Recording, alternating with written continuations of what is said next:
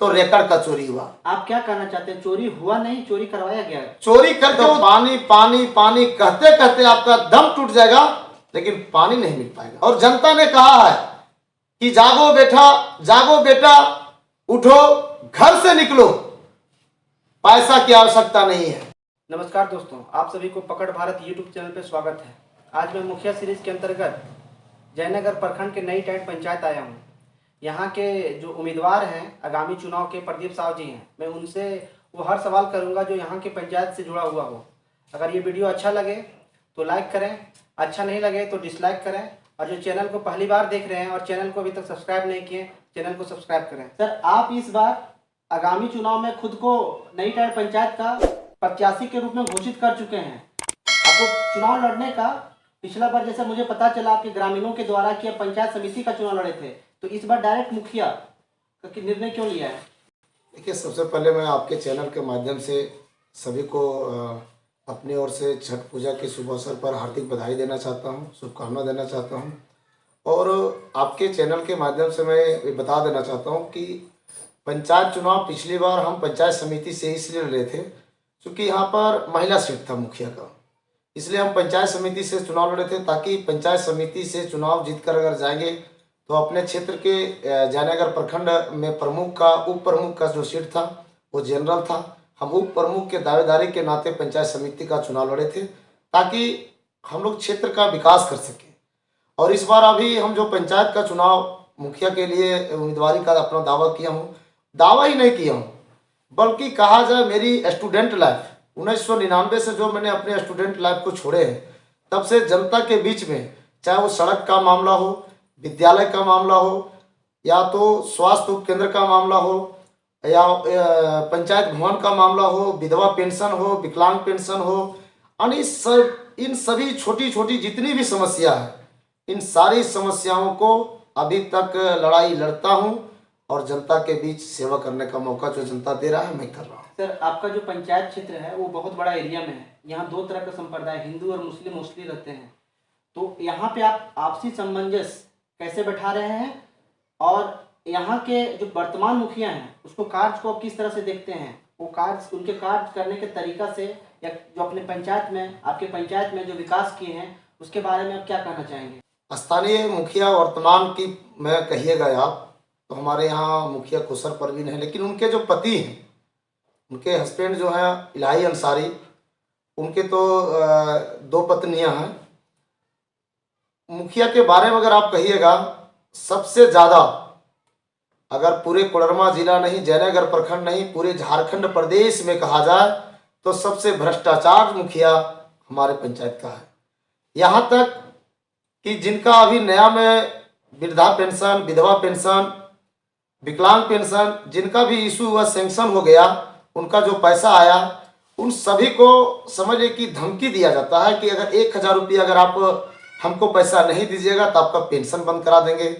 प्रधानमंत्री आवास योजना में कहा जाए तो 30 से 40 हज़ार रुपया लिया जाता है खुल्लम खुल्ला। एक हमारे यहाँ राजकुमार शर्मा थे, वो बेचारे बहुत गरीब तबके के लोग हैं, उनको प्रधानमंत्री आवास का लाभ मिला, हम लोग ने लाभ दिलाए। उनसे बैंक में ही जाके, बैंक में वो निकासी के लिए गया, उनसे ही पैसा ले लिया गया। कौन लिया सर? वो तो इलाही अंसारी जो थे, मुखिया पति हैं, कौशल परवीन के हस्बैंड जो इलाही अंसारी मुखिया प्रतिनिधि अपने आप को कहते हैं, वो एकदम मैंने खुल्लम खुला बैंक से ही जाके पैसा लिया। वो आदमी हमारे तक आया, हम उसको डीसी के पास लेके जा रहे थे, लेकिन ग्रामीणों और महिला मुखिया थे, वो जेल जाने वाली थी। जेल से जाने से उसको बचाने के लिए हमारे एक स्थानीय बगल का मुखिया कहिए इस्लाम अंसारी जी हैं, वो भी उनके पत्नी मुखिया रह चुके हैं, समाज सेवी हैं, अच्छी उनकी इज्जत हम लोग करते हैं, मान सम्मान करते हैं। उनके माध्यम से हम लोग ने वापस ला के पंचायत हुई और वो रात में ही सेटलमेंट कर लिए। अंततः पंचायत में राजकुमार शर्मा को उनकी पत्नी के द्वारा उनको पागल साबित किया गया। ये दुर्भाग्य है मेरे क्षेत्र में, ये स्थिति है मेरे क्षेत्र में। अगर देखा जाए किसी भी योजना में 14वें वित्त आयोग का पैसा हो, 15वें वित्त आयोग का पैसा हो, समतलीकरण हो, डोभा हो, यानी जो भी मनरेगा से हो, या मैंने जितनी भी योजना कहा जाए, सभी योजना में खुल्लम खुल्ला 20 से 30%, 35% कमीशन लेता है। इस कमीशन खोरी से हम अपने पंचायत वासियों को, पंचायत के लोगों को ये अपने आपके चैनल के माध्यम से कहना चाहता हूँ कि ये रिश्वत, ये घुसखोरी से आप लोग छुटकारा पाने के लिए आप मेरा साथ दें, हम आपका साथ हैं। आपको बता देना चाहता हूँ आपके चैनल के माध्यम से, हमारे यहाँ उत्क्रमित उच्च विद्यालय था, हाई स्कूल में हम लोग इसको तब्दील किए। हाई स्कूल में करने के बाद मेरे यहाँ 5 टीचर थे, 3 टीचर डिप्टेशन करा लिए किसी और जगह। 2 साल में मेरे विद्यालय में रिजल्ट इतनी खराब आया, बच्चे लोग रोने लगे। हम जब इस बार नहीं, कोरोना काल के चलते 2 साल पूर्व में जब झंडा तोलन के कार्यक्रम में हम अपने विद्यालय गए तो बच्चे लोग रोने लगे। बच्चों लोग की आंख में आंसू देखकर हमें उसी झंडा तोलन के कार्यक्रम में आंख में आंसू आ गया, नमी आ गया। हमने पूछा क्या दिक्कत है। उन्होंने बच्चे लोग स्पष्ट रूप से कहा कि सर, विद्यालय में टीचर नहीं रहने के चलते हमारा 2 साल से विद्यालय में स्टूडेंट लोग का रिजल्ट बहुत खराब आ रहा है। गवर्नमेंट स्कूल का बात कर रहे हैं जी। हमने तुरंत उसी समय 15 अगस्त को टेलीफोन के माध्यम से जिला शिक्षा अधीक्षक महोदय को टेलीफोन किए कि सर, मेरे यहाँ जो मूल विद्यालय में टीचर थे वो 3 टीचर का आप डिप्टेशन कर दिए हैं, उनको डिप्टेशन को रद्द करते हुए मेरे विद्यालय में पुनः उन लोग को एग्जाम दिया जाए। सर, जो टीचर के बारे में बोल रहे हैं उसमें मुखिया जी का क्या हाथ है सर?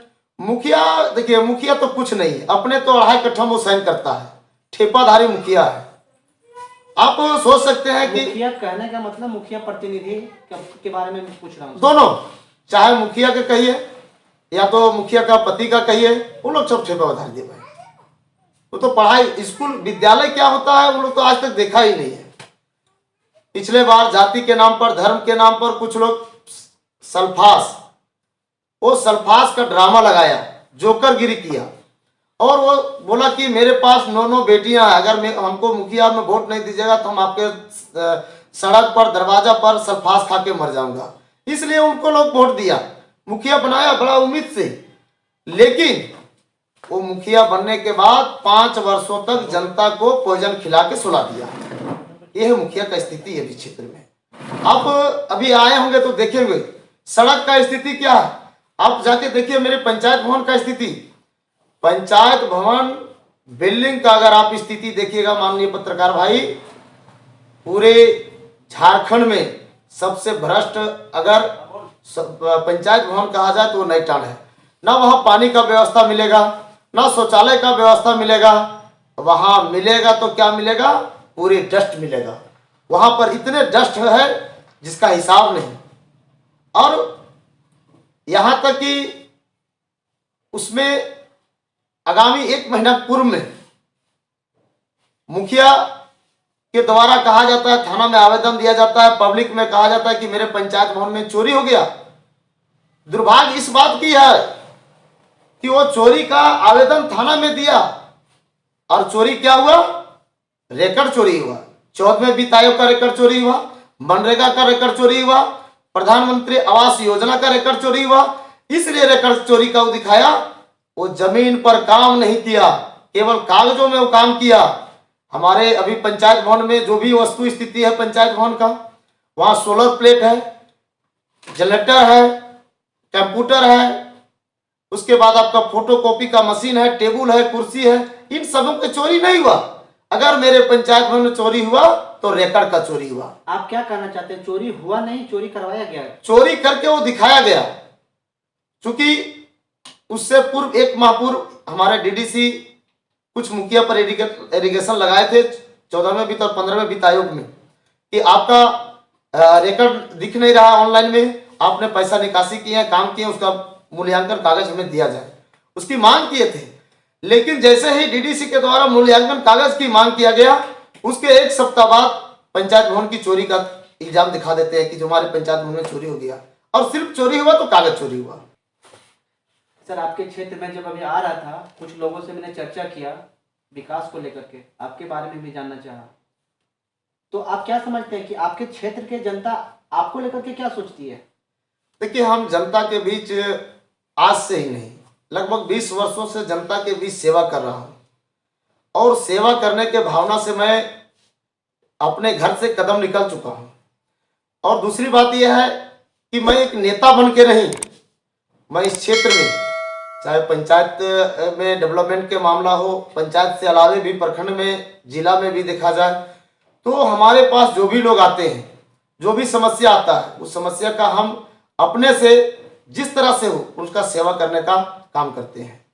और समस्या हमारे यहाँ तो अभी मेरे पंचायत में समस्या एक नहीं, अनेकों समस्या है। उस सारी समस्या को लेकर हमने डीडीसी से, डीसी साहब से, आपका वीडियो से, यहाँ तक कि मैं पूर्व के सीएम, एक सप्ताह पहले हम पूर्व के सीएम माननीय बाबूलाल मरांडी से भी जाकर बात किए कि हमारे क्षेत्र में प्रधानमंत्री सड़क योजना से आज तक नहीं जोड़ा गया है। और मैं आपके चैनल के माध्यम से लोगों को विश्वास दिला देना चाहता हूं कि इस मार्च के पहले प्रधानमंत्री सड़क योजना नई टांड +2 में तब्दील कर देना, पंचायत भवन की रूपरेखा जो गड़बड़ है उसकी ठीक कर देना, ये हमारा एक लक्ष्य है। और जनता ने अगर आशीर्वाद दिया, जनता ने विश्वास किया, मौका दिया, तो निश्चित तौर पर जनता का सेवा करूंगा। एक कॉमन समस्या है, शायद आपके भी क्षेत्र में समस्या है, वृद्धा पेंशन को लेकर के, राशन कार्ड को लेकर के, प्रधानमंत्री आवास को लेकर के, कि यहाँ पे बहुत बड़ा धांधली हुआ है। आप जैसा पहले भी बता चुके हैं कि वो चुन चुन करके दिया गया है, उसमें भेदभाव बहुत ज़्यादा किया गया। इस बात को लेकर के आपके पास यदि आई, वो समस्या लेकर के आए, तो इसके लिए आपने क्या किया और ये कहाँ तक सच है? देखिए, हमारे पास जो भी आए, चूंकि हमने आपको पहले भी कहा कि मैं नेता नहीं, मैं इस क्षेत्र का एक बेटा हूं। और बेटा अगर होने के नाते इस पंचायत की जो माँ हैं, बहनें हैं, भाई हैं, हमारे बुजुर्ग समान पिता तुल्य जो लोग हैं, उनकी जो भी समस्या है, चाहे वो पेंशन का मामला हो, अंत्योदय कार्ड का मामला हो, ग्रीन कार्ड का मामला हो, विधवा पेंशन हो, वृद्धा पेंशन हो, विकलांग पेंशन हो, प्रधानमंत्री आवास योजना हो, इन सारी चीज़ों को लेकर जो भी मेरे पास आया है, मैं उसकी समस्या का समाधान किया हूँ। यहाँ तक कि अगर 11,000 तार से गिरने के बाद हमारा किसी का जानवर अगर एक्सपायर कर गया, पिछले बार एक रामचंद्र साहब हमारे गांव के व्यक्ति हैं, 11,000 तार पोल की स्थिति इतनी जर्जर है, तार गिरने से हमारे किसान मित्र का एक अच्छा सा बछड़ा था, वो बैल मर गया। हमने तुरंत बिजली विभाग के कार्यपालक अभियंता को लिखे, ऊडी केस किए और बिजली विभाग कार्यपालक अभियंता के माध्यम से उन किसान भाई को बैल के एवज में 10,000 रुपये दिलाने का काम किए। एक और इसी तरह के मेरे पंचायत में भुवनेश्वर साहब थे। ये जो बता रहे हैं कि आपके समाज में आपका क्या योगदान है, इस चीज को लेकर के बता रहे हैं ना? नहीं, हमने अभी तक जो कर रहा हूँ, योगदान तो रहा है और योगदान देने का काम कर रहा हूँ और करूँगा। अभी को बता रहे हैं कि वज्रपात से भी एक हमारे किसान भुवनेश्वर साहब का जो बैल मर गया, उनको भी सीओ साहब के माध्यम से आपदा राहत कोष से 25,000 रुपये दिलाने का काम किया। हमने लोगों को कहता हूं कि जिनके पास जो समस्या है, उस समस्या से हमें अवगत कराने का काम करें। हम उस समस्या से आपका जो भी समाधान है करने का काम करूंगा। दूसरी चीज, अगर मेरे पंचायत में किन्हीं के साथ जो भी समस्या होता है या हॉस्पिटल का मामला हो, आपको मैं बता देना चाहता हूँ, एक मेरे गांव के ही मेरे चाचा हैं महेंद्र दास, उनकी बहू प्रेग्नेंट में थी, अपने नज़दीकी स्वास्थ्य उपकेंद्र जो हमारे बगल में है गई थी इलाज कराने के लिए, तो उनका पेन आने लगा। पेन आने के क्रम में क्या हुआ कि यहाँ ममता एएनएम थी, उसको दूरभाष से बात किया गया कि आप कहाँ हैं। वो बोली कि हम 10 मिनट में आ रहे हैं। वो एएनएम इतनी झूठ बोली कि वो रांची की शहरों में घूम रही है और 10 मिनट कह के वो हमारे प्रेग्नेंट महिला को इतना तबाह की, अंत में उनको यहाँ से जाना पड़ा कोडरमा की। और रास्ते में ऑटो से, सड़क की स्थिति इतनी खराब है कि ऑटो से जाने के क्रम में वो बहन की मेरी ड्राइवरी गाड़ी में हो गया और बच्चा एक्सपायर कर गया। बहुत खेद के साथ कहना पड़ता है। हमको जैसे ही सूचना मिला, हमने हॉस्पिटल में पहले ताला बंद करवाए। ताला बंद करवाने के बाद यहाँ सिविल सर्जन कोडरमा, एसडीओ साहब, बीडीओ साहब, डीडीसी साहब, सारे लोग आए। हमने उसके बाद हम लोग ग्रामीणों के माध्यम से ताला बंद किए, ताला को खुलवाए और उन पर एक केस किए मानवाधिकार के तहत। अंततः उस एनएम को बर्खास्त करवा दिए सर्विस से।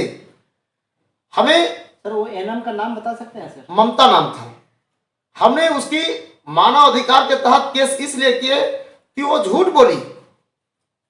हमारे कहने का मतलब है कि अगर आप शायद स्वास्थ्य केंद्र में रहती या तो समय से पहले हमारी पीड़ित महिला को अगर बता देते आप कि हम नहीं आ पाऊंगे, असमर्थ हूं, किसी काम से बाहर निकली हूं, तो हो सकता है समय के अनुकूल समय से पहले वो कहीं अपनी व्यवस्था में चल जाती, इलाज कराती।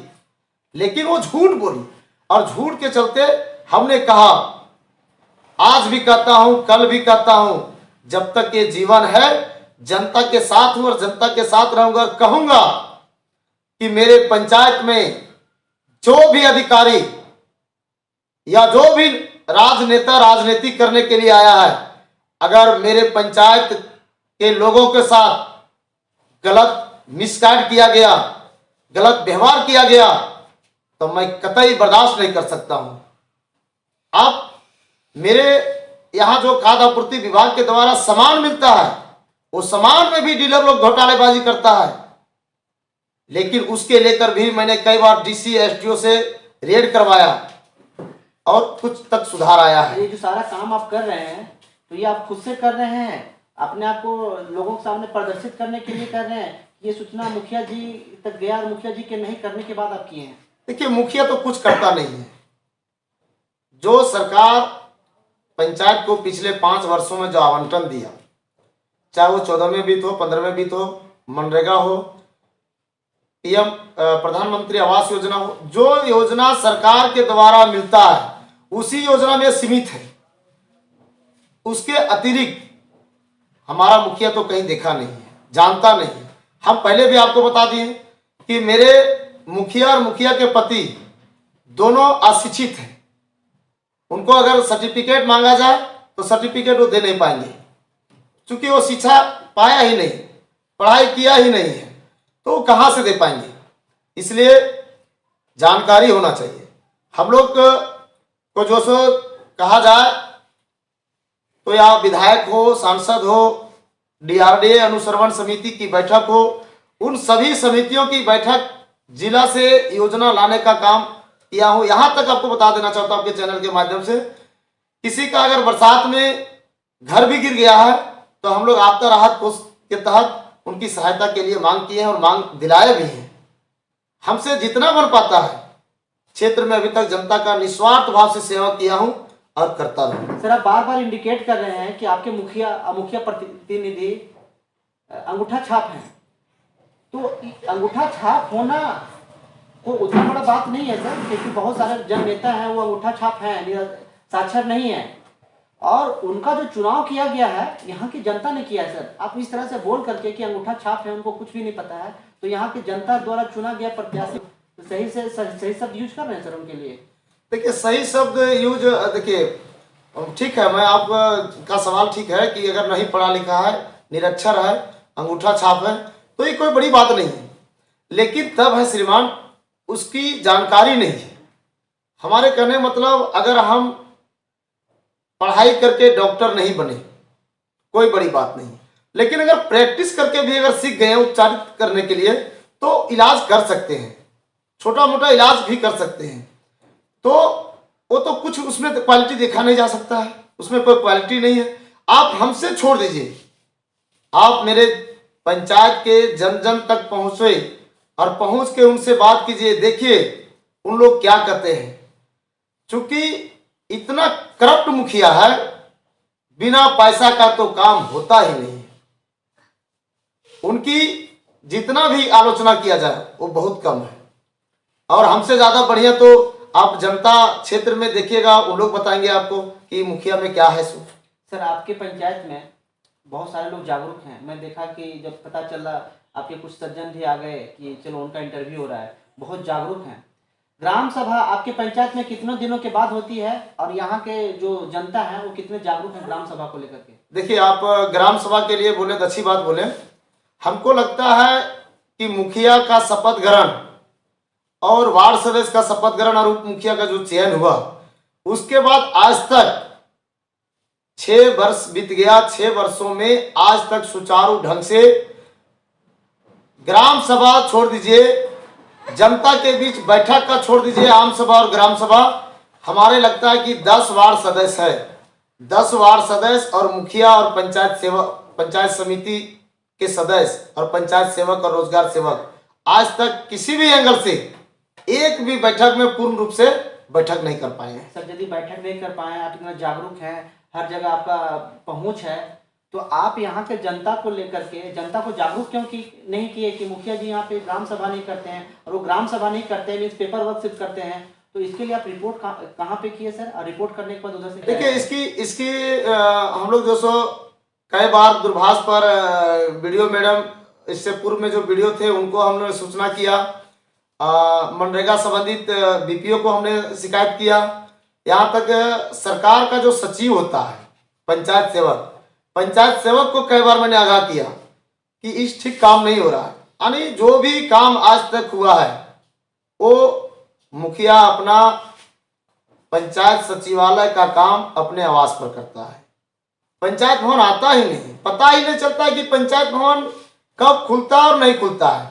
देहात में लोग कहते हैं ना कि सरकार एक दिया है गाय शेड, उसमें गाय रखने के लिए, और हम लोग को मिला है पंचायत भवन।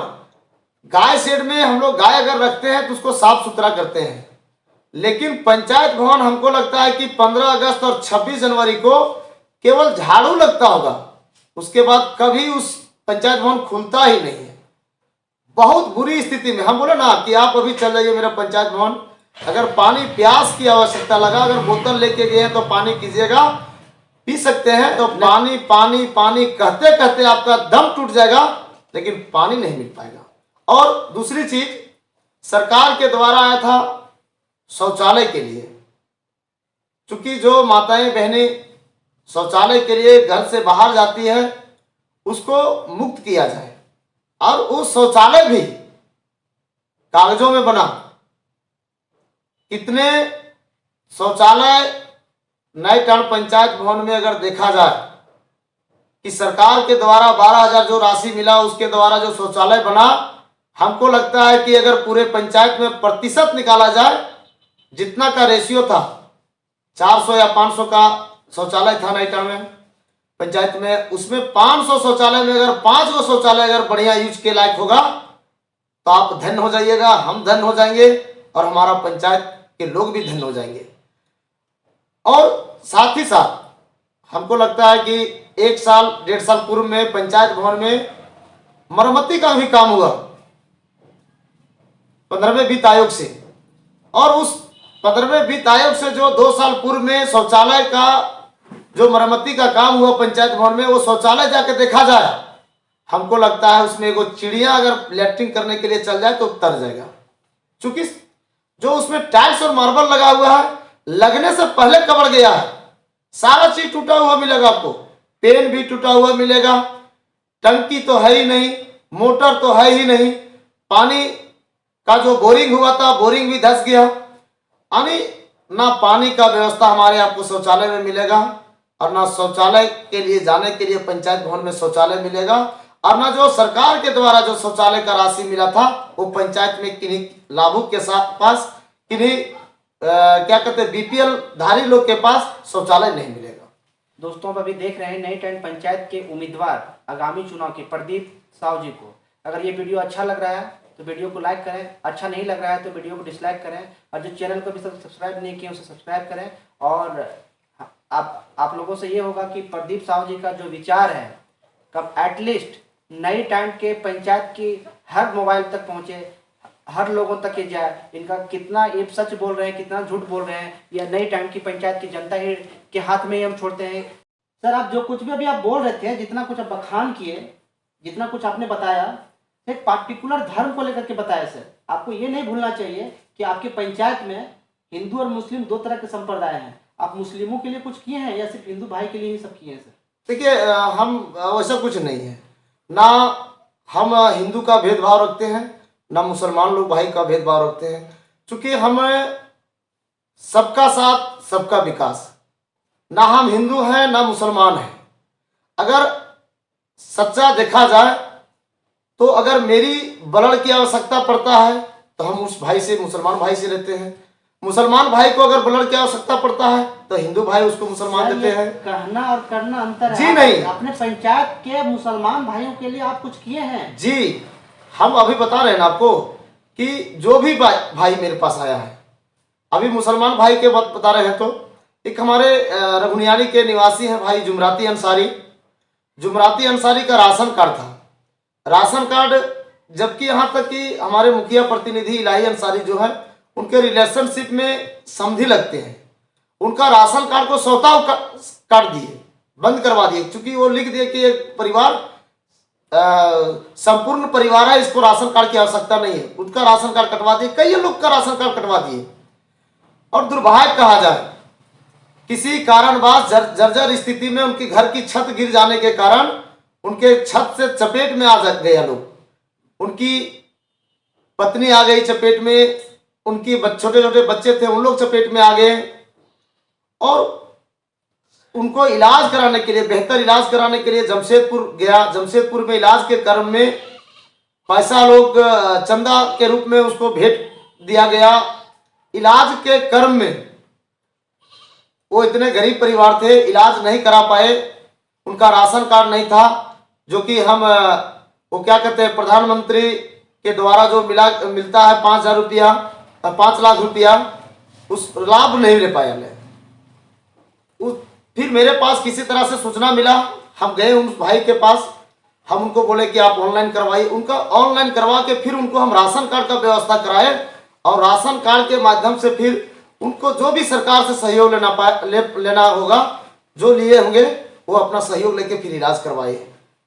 तो मेरे कहने का मतलब कि हम तक जो भी पहुंचता है हम उनकी सेवा करते हैं। सर, अभी तक आपको नई टैंक की पंचायत की जनता ने मुखिया नहीं बनाया, एक अच्छे पद पे नहीं पहुंचाया, इसलिए आप ऐसा नहीं ना कि आप लोभ लालच में कर रहे हैं और जैसे ही आपको यहाँ की जनता चुन ले आप पूरा बदल जाएंगे सर? और क्या गारंटी है कि आप पक्षपात नहीं करेंगे सर? देखिए, एक चीज बताते हैं, गिरगिट का रंग बदलना अगर सीखना है किसी से तो सीखिए हमारे मुखिया पति इलाही अंसारी से। हम लोग गिरगिट नहीं है, हम लोग रंग बदलते नहीं, हम लोग बरसाती मेढक नहीं है। हम जनता के बीच डोर टू डोर। अगर मैं मुखिया नहीं था, आज झारखंड अलग होने के बाद 10 वर्षों से पंचायती राज का अधिनियम लगा है, 10 वर्षों से चुनाव हो रहा है। यह पिछले मुखिया जो था, इससे वर्तमान में जो मुखिया है, उससे पूर्व में जो मुखिया था उसका भी बारे में आप देख लीजिए, वर्तमान में जो मुखिया वो भी देख लीजिए।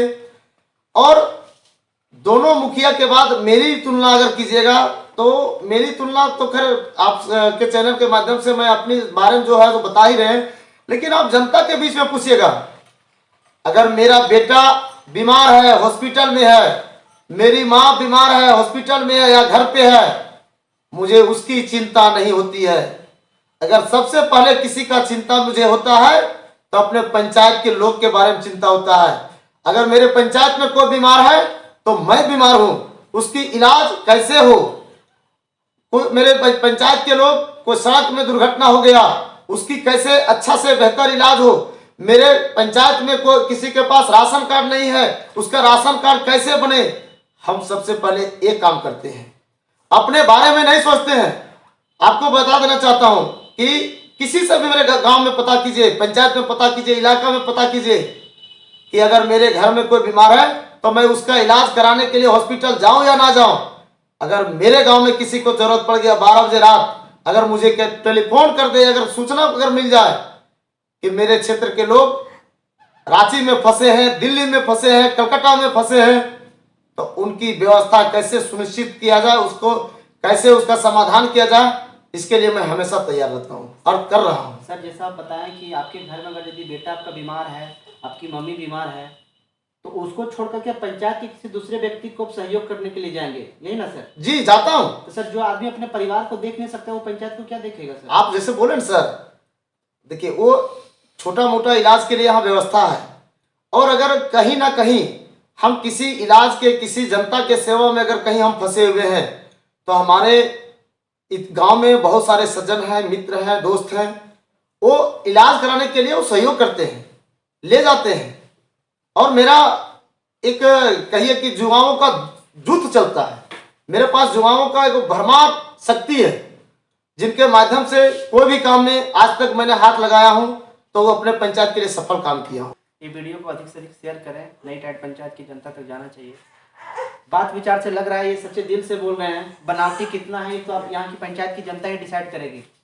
सर, आगामी चुनाव में नई टाइट पंचायत की जनता से आप क्या अपील करना चाहेंगे? आपका चैनल के माध्यम से और आप मेरे क्षेत्र में आए हैं तो निश्चित तौर पर मेरे क्षेत्र में जो भी समस्या है वो देखे होंगे, और आपके चैनल के माध्यम से मैं सभी को छठ पूजा को बड़ों को प्रणाम, पैर छू के उनका स्पष्ट आशीर्वाद लेना चाहता हूं, छोटों का साथ और सहयोग लेना चाहता हूं कि बड़ों का आशीर्वाद और छोटों का साथ और सहयोग मिला और जनता ने अगर मुझे एक मुखिया के तौर पर, मुखिया के रूप में अगर देखते हैं, अगर उनका आशीर्वाद मिलता है, मुखिया बनता हूं तो जनता का जो सेवा है वो तो करूंगा ही।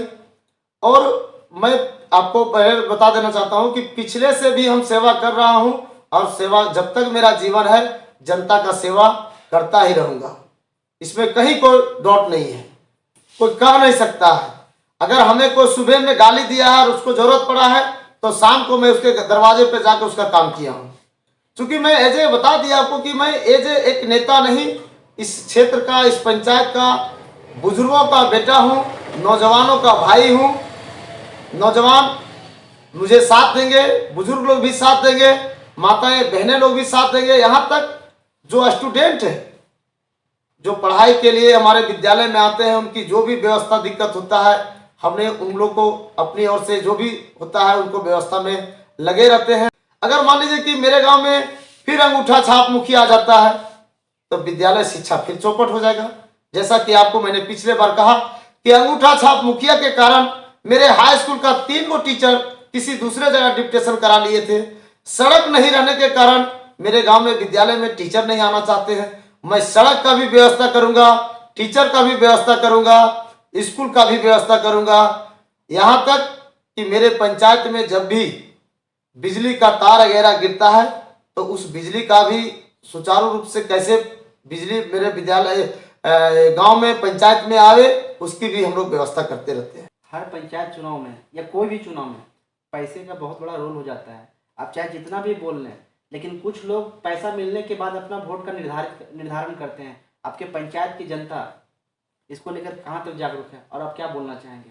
देखिए, पंचायत के लोग सब जान चुके हैं कि पैसा अगर हम उससे 150, 200, 500 अगर लेते हैं तो 5 वर्षों में जो अभी करप्शन बढ़ा, अगर पैसा लेकर अगर हम यहाँ चुनाव करते हैं, मुखिया को जिताते हैं तो मेरे यहाँ करप्शन फिर बढ़ेगा। और मेरे बारे में आप कहें तो हमने पिछले चुनाव लड़े, हमने कोई पैसा खर्च नहीं किए, जो जनता ने चंदा करके दिया उसी पैसा से हम चुनाव लड़े। और इस बार भी मेरा एक मिशन है और जनता ने कहा है कि जागो बेटा उठो, घर से निकलो, पैसा की आवश्यकता नहीं है। जनता मुझे वोट भी देगा, पैसा भी देगा। चुनाव मैं नहीं लड़ रहा हूं, चुनाव मेरे पंचायत के लोग चुनाव लड़ रहे हैं, यहाँ के नौजवान लोग चुनाव लड़ रहे हैं, यहाँ के माताएं बहनें चुनाव लड़ रही है।